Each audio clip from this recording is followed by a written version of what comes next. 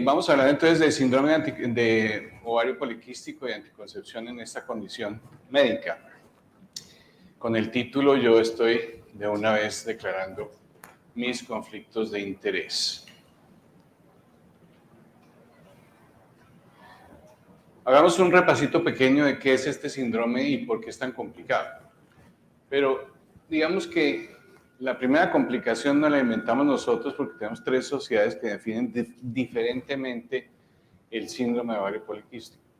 Y esas tres sociedades que tienen tres criterios, cada una, unos presentes y otros no, son los que nos confunden mucho cuando estamos hablando del diagnóstico. Y cuando tenemos confusión en el diagnóstico, tenemos confusión en la data, y cuando hay confusión en la data, tenemos confusiones en las prevalencias de las enfermedades. Entonces, criterios del NIH, tiene que estar presente el hiperandrogenismo y oligomenorreas. En Rotterdam, que es la que más se usa, pues puede ser cualquiera de esas tres, dos de esas tres, hiperandrogenismo, oligomenorreas o el aspecto poliquístico del ovario, la ecografía. Y de la sociedad androgénica, de exceso androgénico, necesariamente ver a hiperandrogenismo y una de las otras dos. Como le digo, eso nos lleva a muchas confusiones a muchos de nosotros. No, es que yo utilizo los criterios de Rotterdam, el otro utiliza los criterios del NIH, y entonces así no nos podemos poner de acuerdo. Por eso, las prevalencias, según el método diagnóstico que yo utilice, cambian. Entonces, si vemos las de Rotterdam, si yo aplico esa metodología diagnóstica, podemos ver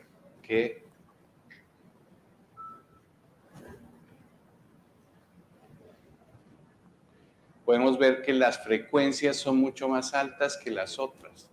Quiere decir que si aplico los criterios de Rotterdam, la frecuencia está entre 15 y 20% de la población en edad reproductiva.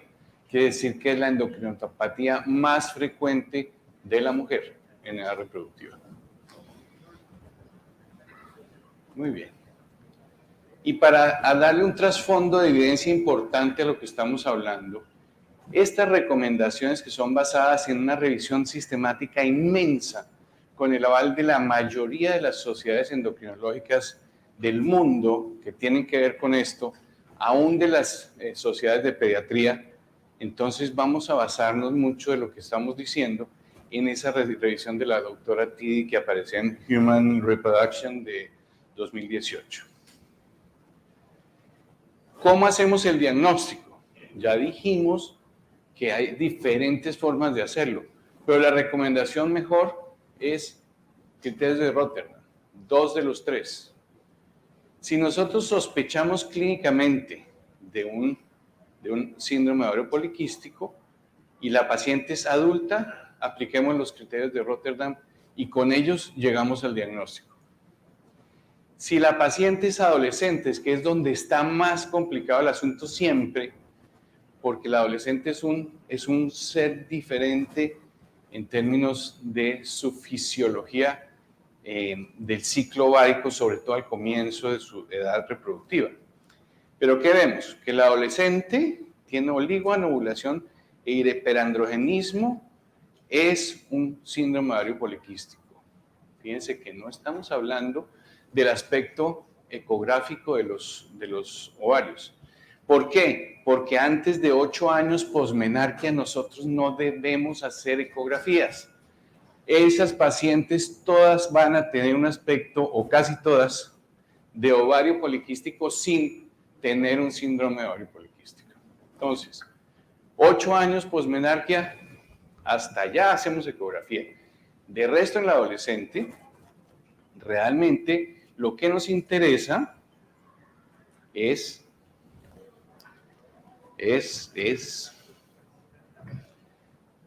que tenga oligoanovulación e hiperandrogenismo.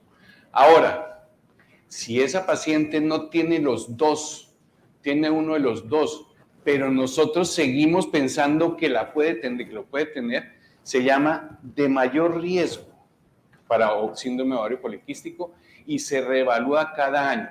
Pero ahora cuando vamos a hablar de tratamiento, vamos a ver que esa paciente debe ser tratada. Muy bien. no tengo tiempo aquí para ir.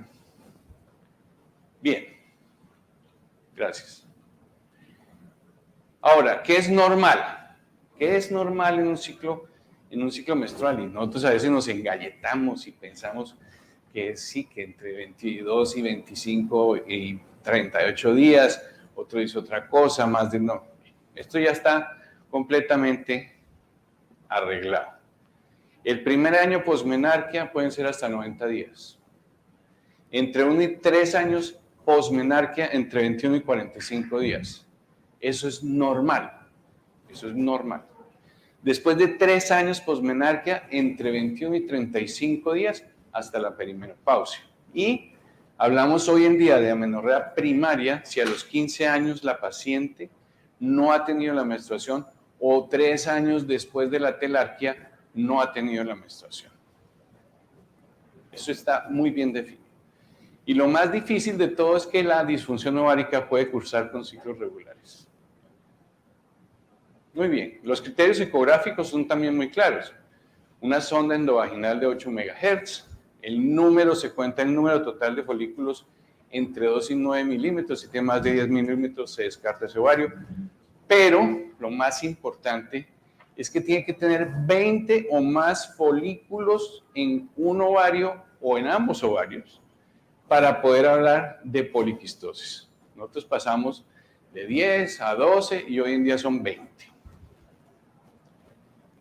Cambia un poquito del MAC, cambia la cosa. Por eso se salen los avisos. Bueno, y la antimuleriana. La hormona antimuleriana tiene mucha controversia hoy también porque algunos dicen que reemplaza todos los criterios diagnósticos del síndrome de ovario poliquístico y vemos varias publicaciones de antimuleriana.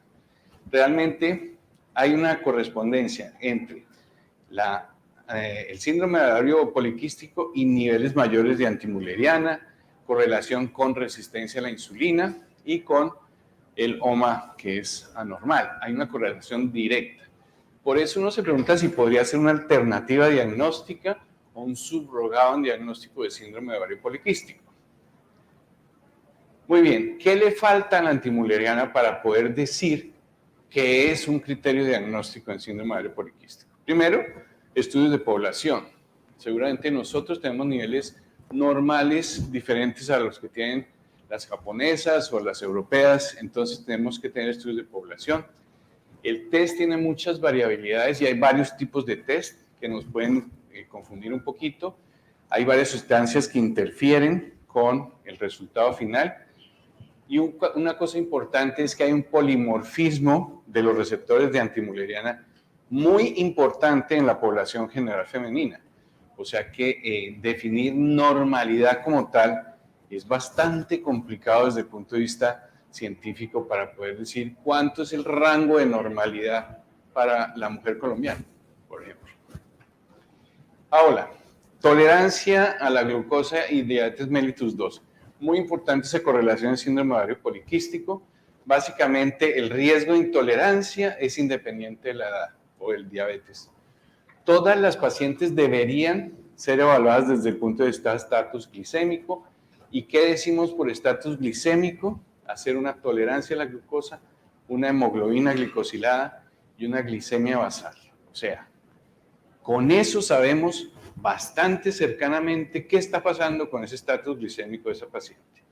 En especial en pacientes que tienen hipertensión, antecedente familiar de sobrepeso, diabetes, gestacional o más de 40 años. Especialmente en ellas tenemos que estar seguros de su estatus glicémico. Ahora, hay mucha resistencia a la insulina, sí. Muchas de las pacientes con síndrome de ovario poliquístico la tienen. Hay una anormalidad en la señalización de insulina, una disfunción selectiva de órganos diana, aumento en la grasa abdominal y de 2 tipos de adipocitos que son funcionales ambos, y esa resistencia aparece en muchos órganos, no solo a nivel abdominal como tal. Bien, ahora, ¿cómo funciona eso del tejido adiposo y los andrógenos en el síndrome de ovario poliquístico? Pues ahí está más o menos resumido cómo es. La testosterona aumenta los adipocitos maduros de 2 tipos, hay menor transporte de glucosa inducida por la insulina, disminuye la fosforilación del glucógeno, hay un exceso hepático de ácidos grasos, por eso las pacientes tienen hígados grasos, aumento de los triglicéridos y disminución de la SHBG, por eso esas pacientes tienen más biodisponibilidad de testosterona libre y aumento de la insulina que aumenta adicionalmente e independientemente de la testosterona ovárica. Esas pacientes no tienen alteraciones genéticas como tal, pero hay una herencia autosómica dominante ligada a X. En ellas sí está definido también. Hay receptores de testosterona e insulina que muestran polimorfismo en la gran mayoría de pacientes con síndrome de ovario poliquístico, y el receptor beta insulina y sus sustratos, tanto uno como el 2, muestran también un gran polimorfismo en esas pacientes. Y en la clínica, ¿cómo lo vemos? Hay una alteración en la secreción y pulsatilidad, igual que la altura de los pulsos de GnRH. Aquí vemos cómo está un pulso normal, este de acá, este es un pulso normal, y aquí un pulso de GnRH en pacientes con síndrome de ovario poliquístico. Eso determina un aumento de LH, por consiguiente un aumento de testosterona. La FSH en todo caso se secreta a niveles menores, y el adipocito maduro, asociado a esta falta de ovulación en esos pacientes, hace que haya un hiperestrenismo relativo que lleva a aumento del riesgo de cáncer de endometrio, cáncer de seno en esas pacientes. Muy bien. ¿Qué marcadores metabólicos? Pues ya los conocemos: oligomenorrea o la menorrea, eumenorrea en algunas, acné, hirsutismo, alopecia androgénica, infertilidad, distribución andrógena de la grasa, los síndromes dermatológicos SAHA, o sea, el síndrome de acné, hirsutismo, alopecia, seborrea, en cualquiera de sus presentaciones, y con asociaciones clínicas muy, muy interesantes y que a veces se le pasan a uno. El 80% de las mujeres con síntomas de exceso androgénico tienen síndrome de ovario poliquístico. El hirsutismo aparece en 70% de mujeres con síndrome de ovario poliquístico. El acné, 15 a 30% de esas pacientes tienen acné. Las pacientes que tienen acné severo y se presentan como tal, más o menos el 50% tienen síndrome de ovario poliquístico. 40% de esas pacientes van a terminar en diagnóstico de infertilidad, y la gran mayoría de pacientes con infertilidad anovulatoria tienen síndrome de ovario poliquístico. Los diagnósticos que uno debe descartar en esos pacientes: una hiperplasia adrenal congénita de aparición tardía de deficiencia de 21-hidroxilasa, síndrome de Cushing, hiperprolactinemia, hipotiroidismo, acromegalia, obesidad, y ocasional o muy ocasionalmente un neo, que es muy raro. ¿Cómo se trata esto? Tengo 5 cosas importantes en el tratamiento: bloquear la acción de los andrógenos, suprimir o contrarrestar la producción de su secreción, proteger el endometrio y mejorar su disfunción, obviamente, porque es que el endometrio está estimulado estrogénicamente con un hiperestrenismo por falta de ovulación. Mejorar el estatus metabólico, idealmente, obvio, y en caso de estar indicado, mejorar o tratar la infertilidad. Este es muy importante porque las pacientes que desean embarazo se van en un esquema usualmente un poco diferente, porque tienen mayor riesgo de síndrome de hiperestimulación ovárica. Estas pacientes, cuando se hacen los esquemas normales de inducción de ovulación, espero que no esté diciendo barbaridades, pero es cierto. Fíjense, si no desea embarazo, si tiene acné, hirsutismo y ciclos irregulares, la indicación con recomendación A es anovulatorios orales combinados.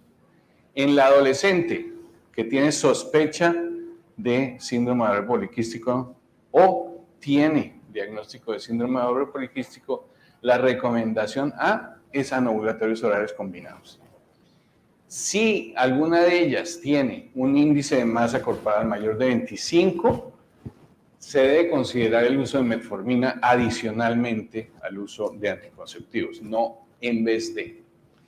Y con respecto a la pérdida de peso, que hay mucha controversia también, en paciente con peso normal la pérdida de peso no tiene ningún sentido, en paciente con obesidad sobrepeso sí, y se debe considerar nuevamente la metformina. Aquí está, no es tratamiento de primera línea en la metformina y en aquellas pacientes con diabetes ya instaurada o contraindicación para el uso de anticonceptivos o intolerancia a los carbohidratos, debe ir a metformina. Y la infertilidad, como les digo, se maneja de una forma completamente diferente. ¿Por qué entrar en ese dilema de metformina o no? Entonces vemos aquí, metformina versus anticonceptivos orales combinados en una revisión grande de Cochrane, favorece a los anticonceptivos orales combinados. Metformina versus anticonceptivos orales combinados en hirsutismo, acné y ciclo menstrual en pacientes con síndrome de ovario poliquístico favorece a los anticonceptivos orales combinados por encima de metformina. Y los anticonceptivos en el tratamiento de acné, es muy importante decir que en esa revisión que ha sido revisada 2 veces y no ha cambiado, ellos no recomiendan una progestina especial, pero en uno de los apartes de la revisión, y ahí se lo dejé en inglés, dice que los anticonceptivos que tienen dienogest tienen un mayor porcentaje en la disminución de lesiones totales, lesiones inflamatorias, y más mujeres dicen que mejoraron su acné facial. O sea, dentro de las progestinas que se recomienda, definitivamente el dienogest tiene mayores ventajas. ¿Y por qué? El dienogest es el segundo antiandrogénico, el segundo después de acetato de ciproterona, y es uterotrópico en la medida en que a la misma dosis que cualquier otra progestina lleva a control del ciclo mejor, disminución de la cantidad menstrual y obviamente los síntomas. Comparaciones directas, dienogel versus ciproterona en lesiones de acné leve a moderado, lesiones inflamatorias y totales, el resultado es el mismo. Y otra, que es la única que conozco, no sé si alguien tenga alguna otra referencia, pero no he encontrado ninguna, dienogel drospirinona versus clormadinona, ¿cómo les va en androstenediona, testosterona, SHBG? ¿Cómo les va comparando las tres? Realmente drospirinona y dienogel son muy parecidas en ese sentido, mientras que clormadinona no tanto. Bien.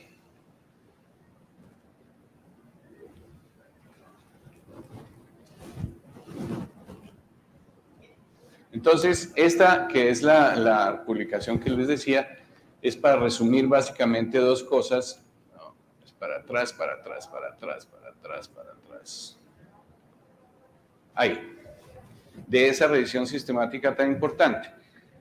Se debe recomendar anticonceptivos orales combinados en pacientes para el manejo de hiperandrogenismo y o ciclos menstruales irregulares.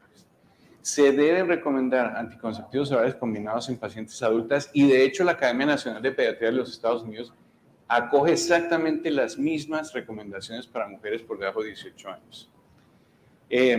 Adolescentes con diagnósticos de síndrome de ovario poliquístico para el manejo de hiperandrogenismo y ciclos irregulares.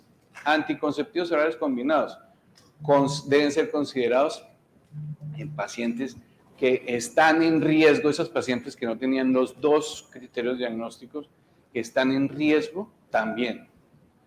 Aquí dice que no hay ningún tipo de progestina, estrógeno o combinación que se recomiende por encima de las demás. Ya les mostré lo que dice la revisión de Cochrane al respecto. Pero tal vez una cosa de las que cambia la práctica normal, usualmente llega la paciente con acné importante, con ciclos irregulares y yo le empiezo ciproterona.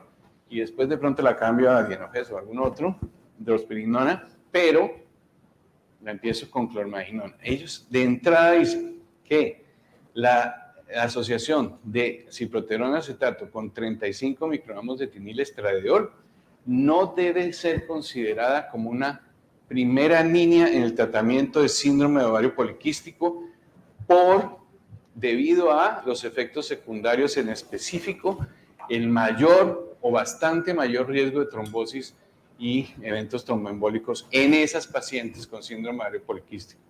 De hecho, está más que comprobado que esas pacientes... No pasa.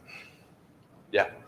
Y Con metformina es más o menos la misma recomendación que habíamos dicho, que es asociarla si la paciente está en sobrepeso o es obesa o está con diagnóstico diabetes 2. Pero lo triste de este síndrome es lo que pasa con esas pacientes a largo plazo. Aquí nosotros podemos ponernos a llorar porque es que resulta que ellas, fíjense acá, la circunferencia abdominal con el tiempo va aumentando como nos pasa a muchos.